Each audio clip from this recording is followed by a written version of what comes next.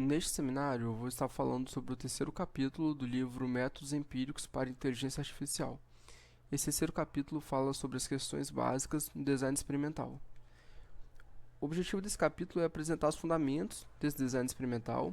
Ele também fala para a gente como testar hipóteses com confiabilidade, ou seja, como a gente pode ter confiança nas hipóteses que estamos testando. Ele destaca a importância de algumas variáveis e, mais importante para a gente, ele ajuda a identificar os efeitos espúrios, que eu vou explicar mais adiante o que são. E, por fim, ele explica como evitar esses efeitos espúrios para não atrapalhar nossas conclusões dos nossos experimentos. O que são os efeitos espúrios e quais os tipos? São efeitos que acabam distorcendo a realidade e acabam fazendo a gente ter conclusões erradas sobre o nosso experimento. Então, eu vou falar sobre esses efeitos abaixo e vou usar como exemplo fictício o nosso problema da integridade de repositórios. Então, o primeiro efeito é o teto, né, que é quando os métodos atingem nota máxima e parecem iguais. Por exemplo, a gente tem 3 métodos de verificação do repositório e os 3 métodos atingem 100% de acerto em uma base que a gente sabe que é de 95% correta. Então, tudo parece que está certo, e isso provavelmente vai confundir a nossa conclusão. Um outro tipo de efeito é o de piso, ou seja, quando nenhum método parece funcionar.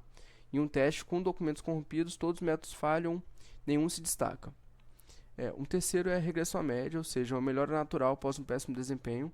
A gente seleciona, por exemplo, 100 documentos errados e na próxima rodada, quando a gente testa novamente, mesmo sem nenhuma mudança, os resultados melhoram. Então não faz muito sentido. E o quarto efeito é o da ordem.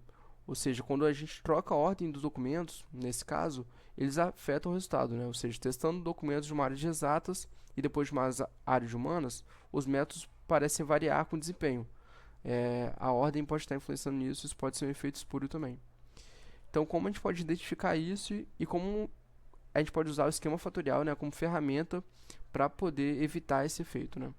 Então, a identificação se passa por analisar a distribuição dos resultados. Se os valores se acumulam no topo ou na base, pode haver os efeitos de teto ou piso. Também repetir testes em diferentes ordens e amostras para observar variações. A gente também pode usar experimentos pilotos para detectar inconsistências antes do experimento principal.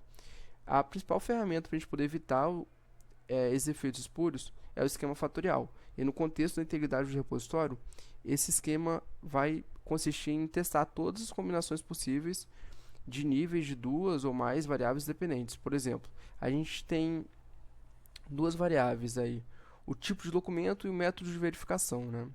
Então, se aquele documento é uma dissertação, uma tese, um TCC, e os métodos de verificação para a gente poder ver a integridade desse repositório.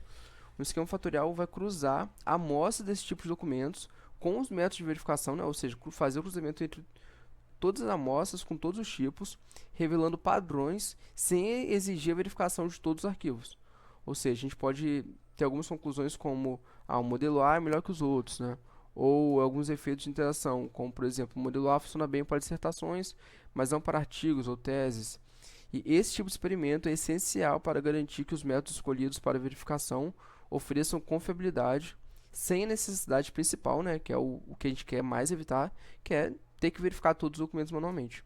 Ou seja, a gente consegue permitir focar mais nos casos mais incertos. É isso.